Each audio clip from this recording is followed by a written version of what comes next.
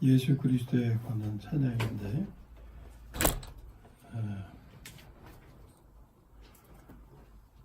타락한 인생의 삶에서 결코 얻을 수 없는 좋은 것들, 복된 삶, 이런 것들을 가져다 주신, 또 가능케 하신 그분에 관한 찬양이죠. 그것은 십자가와 부활에 관계되죠. 타락한 인간은 십자가에 못 박아 처리되어야 되고, 하나님의 부활의 은혜, 부활의 능력으로 새로운 삶을 이룰 때 그분이 보여주신 이 세상에서 찾을 수 없는, 맛볼 수 없는 그런 복된 삶을 살아갈 수 있음을 말씀하죠. 고린도전서 15장은 부활에 관한 말씀으로 가득해서 부활의 장, 이런 별명이 붙은 장인데, 그 19절에 보면 이렇게 말씀해요. 우리의 소망이 다만 이 세상에 관한 것이라면, 이 세상에서 뭐 잘 살고 잘 지내고 편안하고 모든 소망이 이 세상에 관한 것이라면 우리는 불쌍한 자다, 이렇게 말해요. 그러니까 세상 사람들은 그게 전부잖아요. 그게 전부. 그러니까 세상 사람들은 참 불쌍한 자인데, 거기다 이렇게 표현합니다. 우리는 그들보다 더욱 불쌍한 자라는 거예요. 부활을 모르면, 부활의 삶을 모르면. 일단 우리가 부활을 알게 되었다면 불쌍한 자는 아닌 거죠. 예? 예수님을 통해서 부활을 알게 되었다면. 우리가 부활을 믿지 않습니까? 그렇죠? 부활. 그럼 부활이 목적이냐? 부활은 앞에 또 무엇을 위한 건데, 그것이 하나님이 우리를 데려가신다는 약속이 있죠. 예? 그 약속 믿고 기다리십니까? 그 약속을 뭐라 그래요? 그 약속, 휴거의 약속이죠. 휴거. 하나님이 우리를 데려가셔. 그런 소망이 있어요, 없어요? 그런 소망이 없으면, 그게 이루어지지 않으면, 아까 부활에 대한 것을 우리가 믿지 아니하면 이 세상 모든 자보다 더욱더 불쌍한 자라고 하신 것처럼, 휴거를 모르고 휴거의 은혜가 나에게 이루어지지 않는다면 진짜 불쌍한 사람이 되는 거예요. 진짜. 휴거에 관한 말씀하시면서 대환란도 말씀하시죠. 환란이 있음을. 근데 환란이 믿어져요? 대환란이 있을 걸 믿어져요? 실감이 안 나죠? 그래서 이 세상에서 사는 동안 많은 어려움들을 겪게 하시고, 그 겪는 과정에서 하나님이 이렇게 저렇게 구원하시는 걸 경험하게 하시는 거예요. 예? 그러니까 그걸 경험하신 분들은 대환란에 대한 믿음이 생기게 돼요. 예? 그 구약의 말씀을 보시면 이스라엘을 애굽에서 이렇게 이끌어내셔가지고 가나안으로 인도하시잖아요. 그럼 애굽에서 해방시키실 때 그냥 쉽게 나온 게 아니잖아요. 거기 보면 하나님이 막 강하게 역사하시고 놀라운 팔로 뭐 이적과 기사로 너희 눈에 보이게끔 하나님이 이렇게 역사하셨다고 말씀하죠. 그게 무엇을 위한 것이었겠어요? 가나안에 들어가게 하시기 위해서. 가나안은 그냥 들어갈 수 있는 곳이 아니었어요. 예? 성경 다 읽으셨잖아요. 가나안에 들어가려고 보니까 하나님은 이미 다 준비해 놓으시고 너희가 들어가 살면 돼. 너희 들어가면 다 차지할 거야. 이렇게 하셨는데도 그 앞에 가서 어떻게 했어요? 머뭇거리다가 못 들어갔어요. 머뭇거리다가 못 들어갔어요. 그걸 하나님은 뭐라 그러셨어요? 불신이라고 그러셨죠. 응? 불신. 믿지 못해서 못 들어간 거예요. 그 믿음이라는 게 그 순간에 한순간에 생기는 게 아니고 믿음의 씨앗이 뿌려져서 자꾸 자라서 믿음이 커가는 건데 그 믿음을 가질 수 있도록 애굽에 출애굽하실 때 그 과정에서 하나님이 그렇게 그래서 다 보여주신 거예요. 예? 그때 믿음의 씨앗이 잘 심겨져서 믿음의 열매를 맺은 사람은 오직 두 사람, 여호수아 갈렙이었다는 거예요. 여호수아 갈렙. 저의 소망은 저와 여러분 우리 모두가 한 분도 빠지지 않고 한 분도 낙오되지 않고 다 그렇게 되기를 소망합니다. 근데 우리들 중에서도 여호수아 갈렙 정도밖에 그럴 수 없게 된다면 이 참 너무 가슴 아픈 일이잖아요. 같이 출애굽 해놓고 출애굽 과정에서 하나님의 놀라운 이적과 기사, 역사를 똑같이 다 경험했는데 두 사람밖에 못 들어갔어요. 나머지는 다 어떻게 됐다 그랬어요? 광야에서 엎드러져 죽었다. 가나안에 들어가면 가나안은 하나님이 그 백성을 위해서 마련하신 축복의 영역이었는데 그냥 거기에 삶을 누리는 것은 오늘 천국의 삶을 명절의 삶을 누리게 되는 건데 코앞에다 두고서 코 박고 죽은 거예요. 말하자면 누려야 할 텐데 그게 이런 거죠. 살만하니까 죽네. 살만게끔 하기 위해서 가진 고생 다 하고 스트레스 받아가며 몸에 병까지 얻어가며 그렇게 했는데 그러면 그 시점이 됐으면 이제 누려야 할 거 아니겠어요? 누려야 할 시점이 됐는데 죽게 됐다. 얼마나 억울해요. 살만하니까 죽네. 내가 이루어놓은 걸 다른 사람이 누리게 된다면 얼마나 속상해요.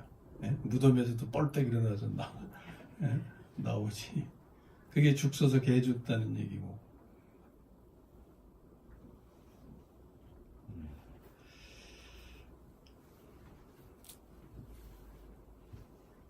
왜 이 말씀을 서론적으로 드리냐면요. 여기 말씀에 집 짓는 거에 관해서 말씀하면서 이게 이 산상수훈의 결론 부분이거든요. 거기 집 짓는 거 말씀하시면서 집을 잘 지으면 절대 해받지 않는다. 근데 집을 잘못 지면 해받을 수밖에 없다. 그거 말씀하는 거예요. 이걸 이제 나름대로 자기 상황에 맞춰서 이해하려고 하겠죠. 어려움에 처한 상태에서 하나님이 지켜주시는 은혜의 문제. 물론 틀리지 않아요. 그것도 포함되어 있어요. 왜? 이 경험이 없으면 앞선 그 말씀을 믿을 수 없기 때문에. 그럼 앞선 말씀은 뭘 가리키냐면 이게 대환란 때 우리가 집을 잘 지켜왔으면 우리를 해할 수가 없다 그 말이에요. 예? 그런데 집을 잘못 짓고 살면 그때 무너짐이 심하다. 그거예요. 근데 그걸 알 수가 없잖아요.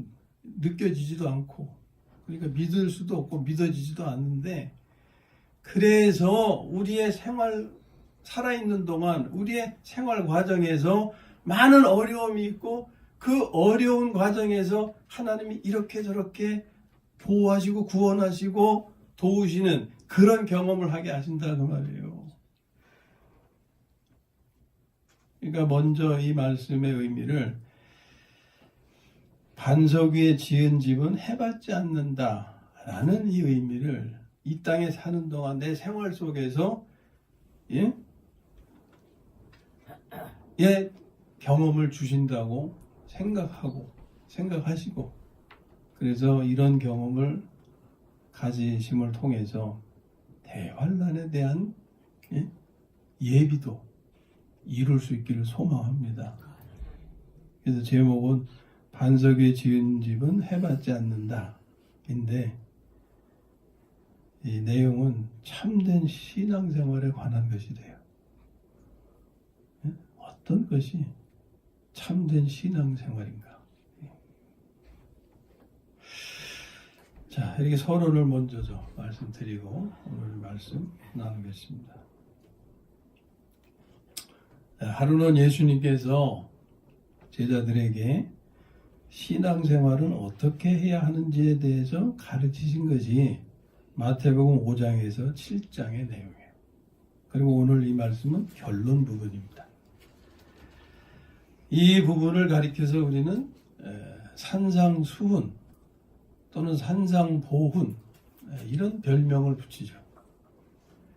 산상수훈이라는 것은 산에서 가르치시는 거고 수훈은 빼어난 교훈이라는 뜻이고 보훈이라는 것은 보배로운 가르침 이런 의미죠. 이 말씀이 얼마나 빼어나고 보배로운 것인지 그걸 표현하는 거예요. 그 결론의 말씀이 오늘 우리가 대하는 건데 나의 이 말을 듣고 행하는 자. 나의 이 말이라는 것은 5장에서부터 여기 이르기까지 쭉 주신 말씀이에요. 이 말씀을 듣고 행하는 자는 집을 반석 위에 짓는 것이고 이 말을 듣고 행하지 않는 자는 집을 모래 위에 짓는 것이다 라고 하는 거예요. 네, 그런데 예수님께서 가르치신 말씀은 사람이 지킬 수 있는 거예요? 없는 거예요? 지킬 수가 없어요. 자, 추려서 좀 보세요. 형제에게 화내고 무시하고 미련한 놈이라 하는 자는 지옥불에 들어간다 그러셨어요. 이거 지킬 수 있어요? 없어요? 벌써 없다고 말씀하시잖아. 그럼 이제 하나도 못 지킨 거야. 여기서 말씀을 지킨다는 것은 어떤 건 지키고 어떤 건 안 지키고 이걸 의미하는 게 아니고 모든 말씀을 하나도 어기지 않고 살아있는 동안에 죽을 때까지 하나도 어기지 않고 지켜야 되는 것을 말씀하는 거예요. 그러니까 불가능을 말씀하시는 거예요. 나는 다는 못 지켜도 이 정도는 지키고 사는데 그걸 의미하는 게 아니에요. 자, 또 보세요. 여자를 보고 음욕을 품는 자마다 이미 간음하였다. 이게 남자들에게 해당되는 말이네. 예? 어떻게?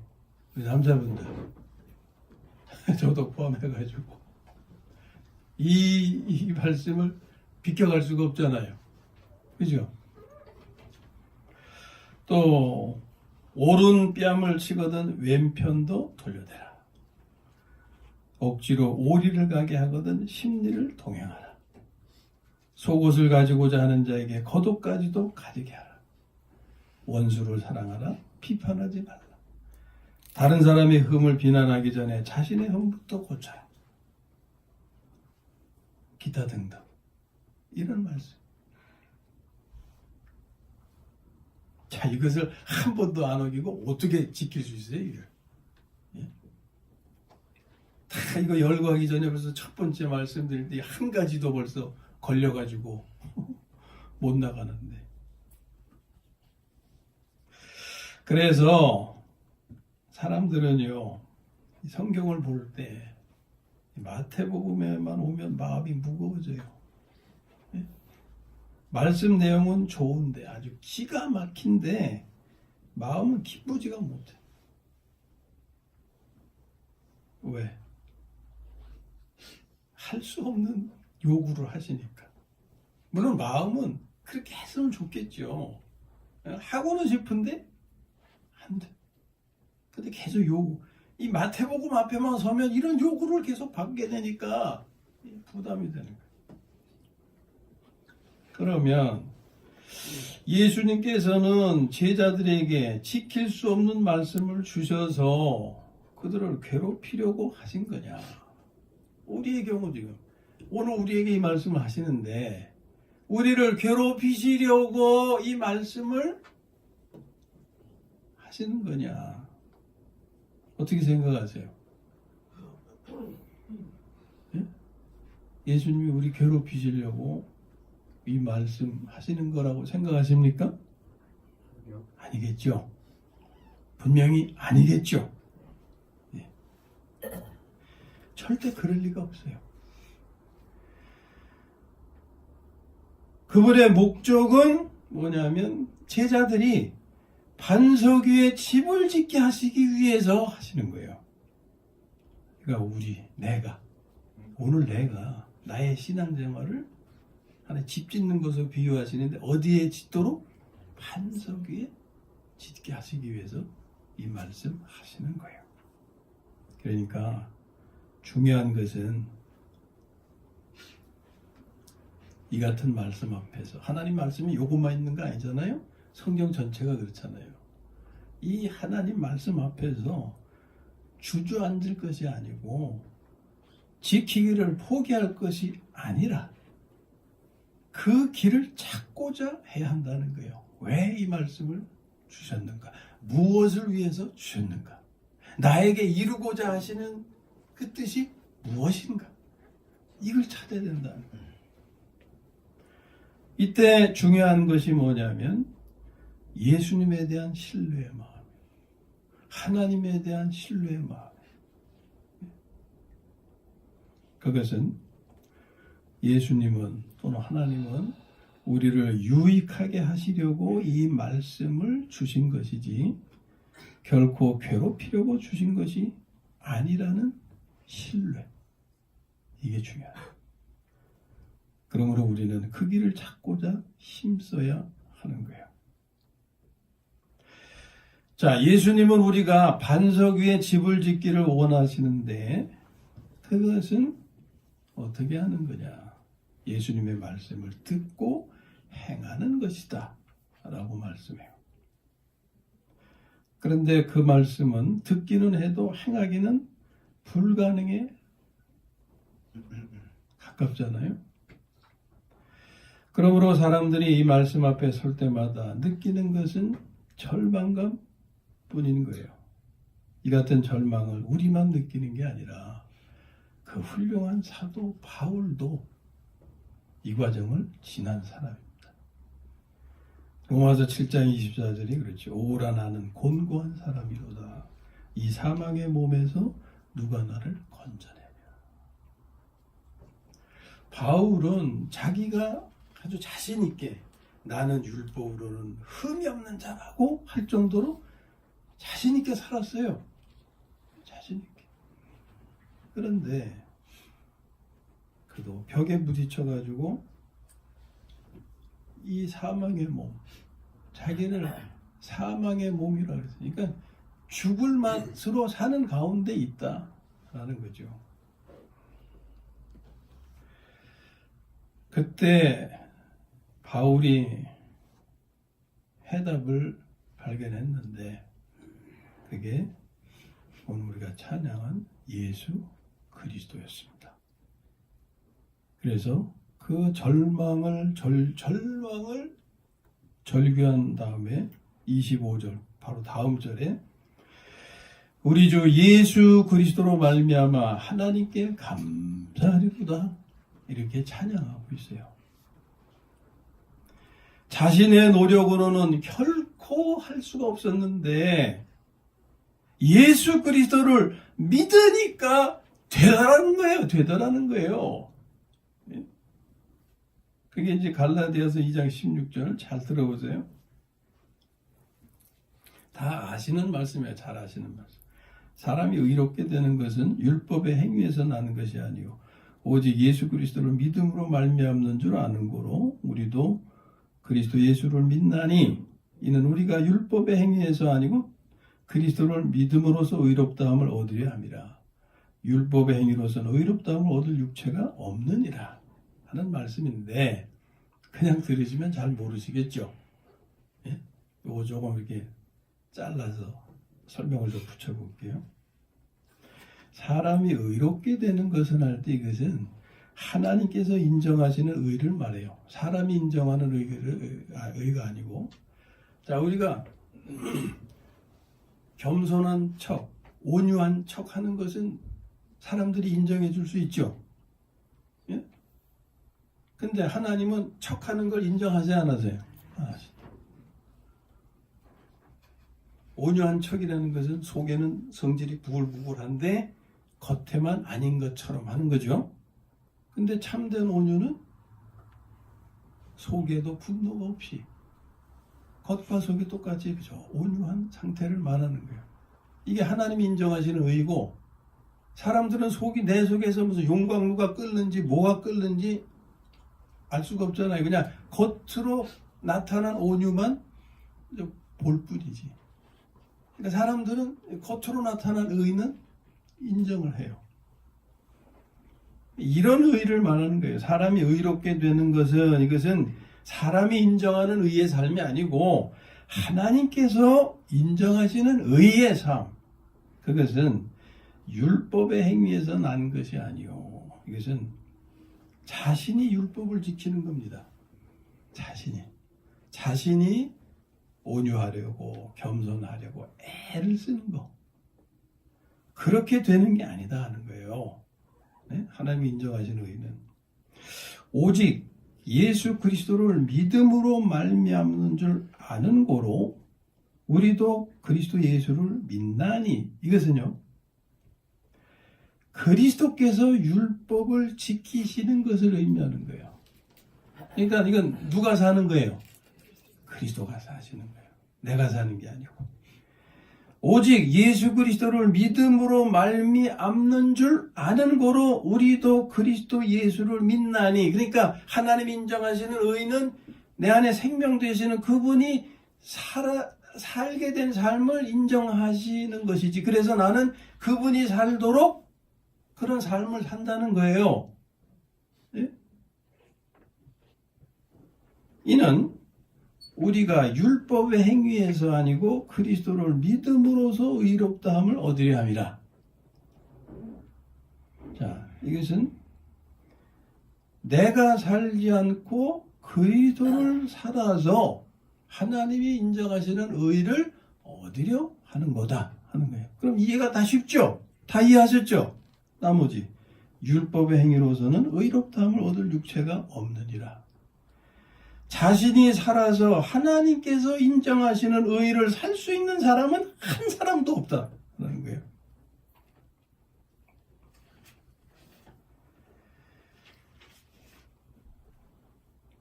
인간의 강한 의지로 아무리 지키려 해도 하지 못했던 것을 어떻게 단지 예수 그리스도를 믿는 것만으로 지킬 수 있게 되는가? 이것은 사람에게 아주 큰 신비로운 문제인 겁니다. 예? 세상 사람들은 절대 알 수 없는 신비로운 문제. 그러면 예수 그리스도를 믿으면 이것이 가능케 되는 것을 믿으십니까?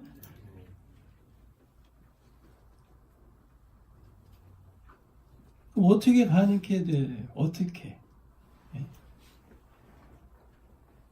예수 그리스도를 믿으면 이것이 가능케 되는 것은요.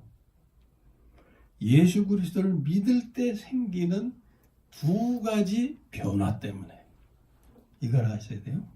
두 가지 변화. 첫 번째는 뭐냐면 거듭나는 변화. 예수님을 그리스도로 믿으면 거듭나는 변화가 생기기 때문이에요. 이때 사람은 하나님의 생명을 받게 되는 거죠. 예? 요한복음 3장 16절 하나님이 세상을 이처럼 사랑하사 독생자를 주셨으니 이는 저를 믿는 자마다 멸망치 않고 무엇을 얻게 하려 하심이라?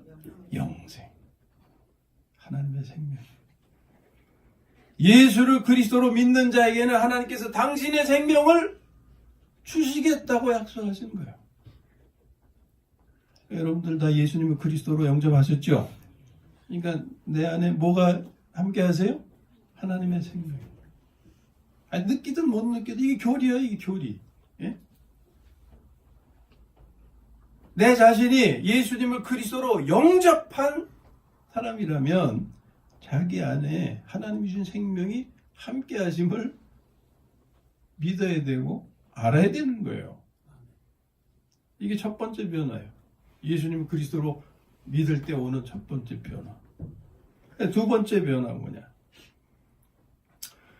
예수님을 계속 그리스도로 믿으면 하나님의 생명으로 사는 변화가 생긴다는 거예요. 하나님의 생명을 받아서 자녀로 출생했지만 계속해서 하나님의 생명으로 사는 변화가 따르지 않으면 이 의는 얻을 수가 없는 거예요. 그래서 의에 대한 말씀도 두 가지 용어가 있어요. 하나는 이신칭의, 하나는 이신득의. 이신칭의는 처음 예수님을 그리스도로 믿어서 영접함으로써 의롭다 하심을 받아서 하나님의 자녀가 되는 것. 두 번째 이신득의는 예수님을 믿음으로써 자기 삶에서 성령의 열매를 얻게 되는 것. 의의 열매를 얻게 되는 것. 이런 두 가지 변화 때문에 가능케 된다 하는 거예요. 사람이 예수님을 그리스도로 믿으면 말씀을 지키는 것이 가능케 된 것을 간증한 것이 아까 갈라디아서 2장 16절 말씀인 거예요. 다시 한번 읽어드릴게요. 사람이 의롭게 되는 것은 율법의 행위에서 난 것이 아니요 오직 예수 그리스도를 믿음으로 말미암는 줄 아는 고로 체험한 거죠. 이거 체험. 우리도 그리스도 예수를 믿나니 이는 우리가 율법의 행위에서 아니고 이제는 자기가 의를 이루려고 하지 않고 그리스도를 믿음으로써 의롭다함을 얻으려 함이라. 그리스도를 삶으로 나의 생명 되신 그리스도를 살아서 의를 얻으려고 하는 삶이 되었다 하는 거예요. 예수 그리스도를 믿음으로 이것이 가능케 되는 것은 삶의 주체가 바뀌기 때문입니다. 이것은 내가 살던 것을 하나님께서 그리스도께서 살아주시기 때문에. 그래서 갈라디아서 2장 20절 그 뒤에 이렇게 이어지죠. 그런즉 이제는 내가 사는 것이 아니요 오직 내 안에 그리스도께서 사신 것이라. 변화죠. 내 안에 이런 변화가 있을 때 예수님께서 말씀하신 그 말씀을 지키기가 불가능한 그 말씀을 내가 지킬 수 있는 삶을 체험하게 된다 그 말이에요. 누가 살아서? 그리스도께서 살아주셔서. 내가 살아서가 아니고. 빌립보서 1장 21절에는 내게 사는 것이 그리스도니 그랬어요. 내게 사는 것이 그리스도니. 이것이 가능할 수 있음을 예수님은 이미 마태복음 19장 26절에서 하셨어요. 그게 뭐냐면 사람으로는 할 수 없으되 하나님으로서는 다 할 수 있느니라. 는 말씀이 바로 그거죠. 나는 할 수 없어요. 나는 할 수 없어요. 그러나 나의 생명이 되시는 그리스도께서는 다 하실 수 있다.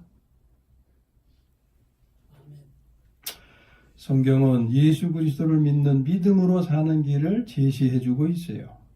이 길만이 예수님께서 주신 말씀을 지킬 수 있는 길이고 반석 위에 집을 짓는 길인 겁니다. 이 비밀을 깨달으면, 이 은혜가 자기 생명이 되면 하나님의 말씀이 부담이 되는 것이 아니라 기쁨이 돼요. 예? 하나님의 말씀이 정죄가 되어서 죄책감을 가지는 게 아니라 우리가 죄를 안 져서가 아니에요. 이 은혜가 있기 때문에 이 비밀의 은혜를 우리가 깨달으면 자유하게 하시는 거예요. 자유할 수 있는 거예요. 말씀이 부담이 아니에요. 그냥 감사한 거예요. 감사한 거야. 이게 생명길로 인도해 주시는 것이기 때문에 생명의 길로 이끌어 주시기 때문에 부담이 아니에요. 기쁨이에요.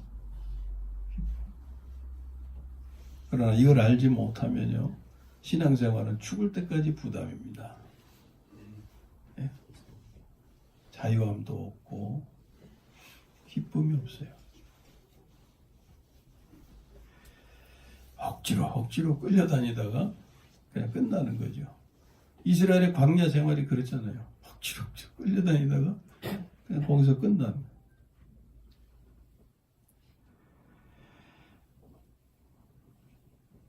예수 그리스도를 믿는 믿음으로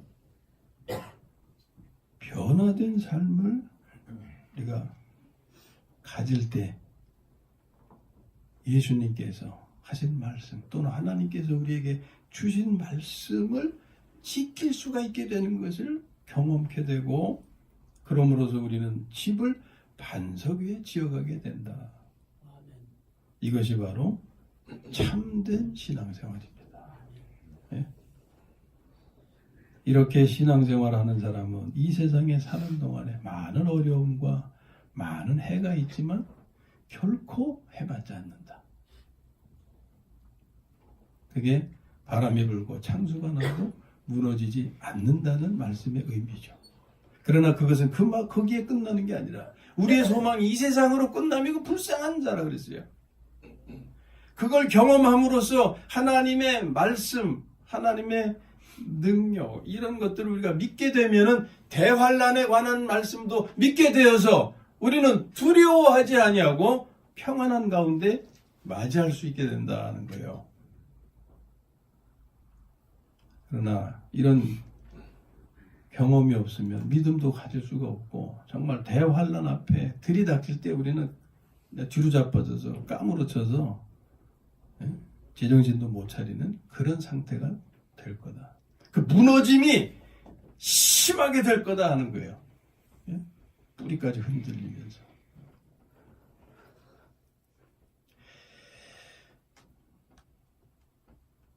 참된 신앙생활을 이루어갈 때 이 세상에 어떤 해도 우리를 해치지 못할 거다. 경제위기? 많은 사람들이 경제위기 때문에 힘들어하고 어려움 당하고, 심하면 자살도 하고, 부도가 나면 몰리다 자살도 하고 그렇게 되지만, 여기 말씀대로 믿음의 집을 반석 위에 지어가는 성도님들은 어떤 경제 위기가 와도 하나님 결코 해봤지 않게 지켜주심을 약속하시는 말씀이다 그 말이에요. 예? 성경 말씀에 그런 비유가 많이 있잖아요.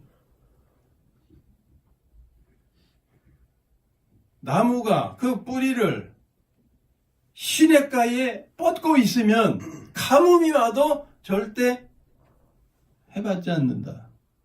말씀드렸잖아요. 우리가 하나님께 빨대를 꽂고 있으면, 빨대를 꽂고 살면 절대 해할 수가 없다.